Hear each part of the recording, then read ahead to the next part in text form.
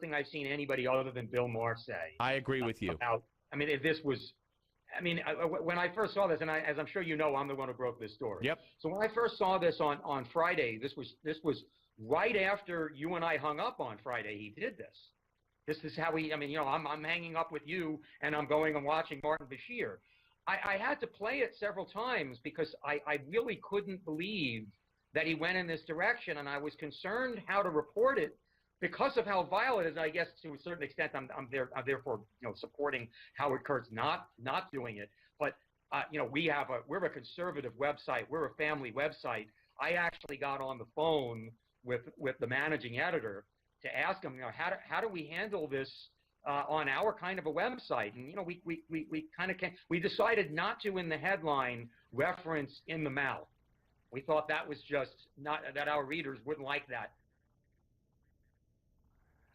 All right, folks. That, of course, a very familiar face and familiar voice to people who have been following this show for the year and quarter that it's been on. And if you've been following me, Noel Sheppard, associate editor of newsbusters.org, was on with me once a week from, I guess, back around, we started maybe in 08 through 011 when I left WOR. I had the pleasure of meeting him in person once, and that was at the Republican National Convention in 08. And so, yes, he had to start. He started with me before then because he was coming out with me. I already knew him.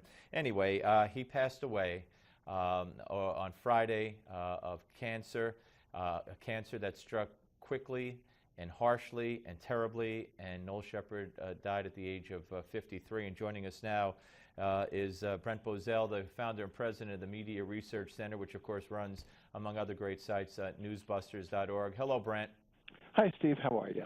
I'm all right. I got to tell you, you know, I was in the Sports Authority picking up something for my son on Saturday when the email came across, and I knew the news wasn't going to be good because he tried to keep everyone informed. When he first got sick with this horrific cancer that struck out of nowhere, he would blog about it on Twitter quite often, and then the tweets became more infrequent, but he hadn't posted anything in about 12 days, and I knew that couldn't be a good sign. Yeah, he was relentless with his blogging and his tweeting. He lived to do that, and I think he took a certain amount of enjoyment of blogging that he wasn't dead when somebody announced that he had died. Yes. But you know, the poor guy, it hit out of nowhere. Ann Coulter told me over the weekend that she was hunting with him 2 weeks before he was diagnosed, and he looked perfectly fine.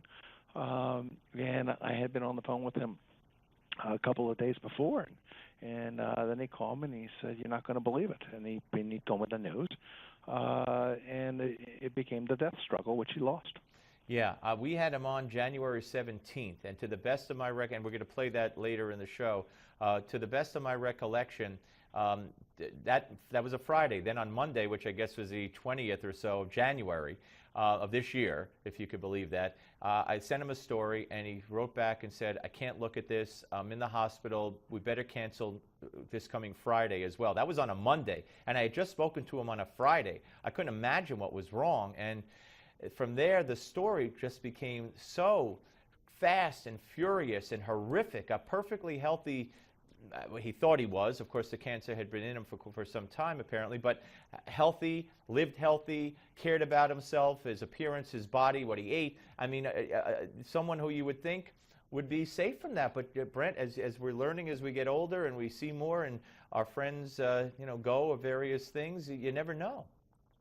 My closest, dearest friend is a cancer survivor, and I had put him in touch with Noel.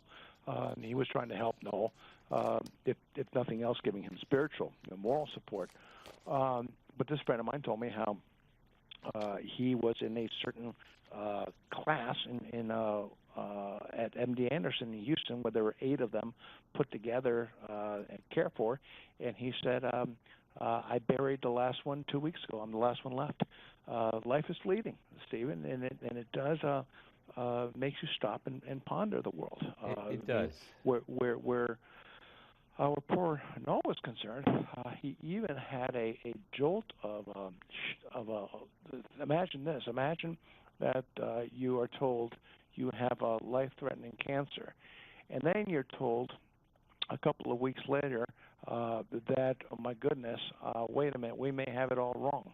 You may have a very remote illness that can be treated with pills, and it isn't cancer after all. He anxiously tweeted that, yes. He called me elated when he had that news. If you can imagine, I was slated for death, but look, they made a mistake, and of course, they hadn't made a mistake. Yeah, let's in that bite that we played of Noel was so curious. That was, of course, the Martin Bashir story, and it was just interesting to me. There was such insight there that he broke the story, but yet, even a man in his position has been doing it for so long. It was such a ridiculous story and a horrific thing that Martin Bashir said about Sarah Palin. He said, I didn't want to offend our readers. I called the desk. I want to see how to handle it. It just speaks to his professionalism. He was so careful. Yeah. He was so careful and so prolific. I mean, he might post 2, 3, 4, 5 things a day. The best. They were the best, and the only problem I had with him was keeping him down. I'm not kidding you. I mean, he was a force of nature, as I said in this piece I wrote about him. He was. He was so prolific, but always wanting to maintain the highest standards possible. So what he said to you, and I'm glad you ran that clip, because it was prescient. That's the way he was. And you know as well as I know that blogging is a very unruly business, and sometimes it's a very dishonest, irreverent, nasty business.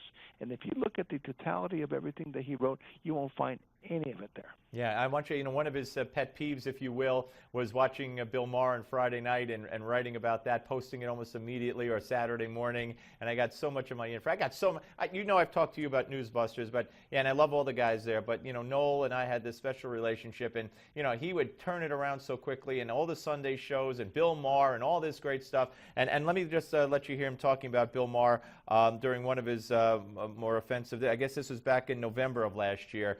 Here's cut 10. There is no other demographic group that can be so abused by people such as Maher and Dan Savage and others in the media as Catholics and Catholic priests and cardinals and et cetera, although I think probably white conservative men are close, and white conservative women, if their name begins with Sarah and ends with Palin, is probably pretty close. But it is really quite extraordinary what Maher routinely does and says about, in particular, the Catholic Church, but religion in general. And you're intentionally bringing on this guy, Dan Savage, and setting him up to just tear the church apart and tear. I mean, and what he said about the Pope, what he said about, and you and I are Jewish, but what he said about the Cardinals was astonishingly offensive. And as soon as I saw it, I knew we were going to jump on it. Yeah, and that speaks to who Noel was as well. I'll tell you something else about that. I think you and I have discussed this before in your show. Speaking as a Catholic, I can tell you that it is such a moving tribute that I can tell you that when Catholics are attacked by the left, particularly by the media, it seems like always the first people who come to our defense are Jews. Now, you can read all sorts of cosmic things into that. I don't know what to read into that, but it's true. Whether it's you, whether it is Michael Medved, and so many others, it is always the case. And there was Noel Sheppard, another example of that. Yeah, absolutely. Brent, we're running out of time. He had a Two children, a boy and a girl, and a wife. Yeah. All right. And a whole family that will miss him. And Newsbusters. Absolutely. And worldwide viewers, listeners, readers, etc. Thanks for sharing. I know you'll keep us abreast of any arrangements and where we could, what charity he would want things, money sent to, and all that kind of stuff. So, Brent, thank you for being with us at this difficult time. Brent Bozell, ladies and gentlemen, president and founder of the Media Research Center. We're going to do more. We're going to have another tribute to Noel Sheppard in the Gimme 5 segment in the next hour, the final hour. But we're coming back with Gimme 5 for this hour. So don't go away. Right here, Steve Malzberg's show on Newsmax Television.